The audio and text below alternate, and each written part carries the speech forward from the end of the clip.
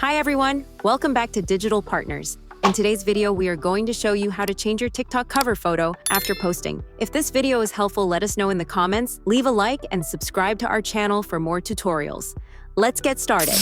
Open TikTok and find the video where you want to update the cover photo. Tap on it to open the post, and then look at the bottom right corner for the three dots.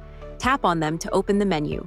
Scroll along the bottom until you see the option Edit Post. If this option doesn't appear, restart the TikTok app and check again. Keep in mind that TikTok only allows you to edit the cover within 7 days after posting your video, so the option will only show up during that period. Look at the top right corner and you will see Edit Cover. Tap on it and choose a frame from the video, or tap Upload to use a photo from your device. Adjust the image by pinching or moving it until it looks the way you want.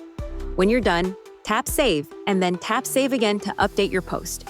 And that's it. Now you know how to change your TikTok cover photo after posting. We hope this tutorial was helpful. If you have any questions, feel free to drop them in the comments.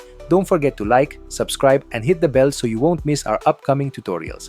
Thanks for watching Digital Partners, and I'll see you in the next video. Bye.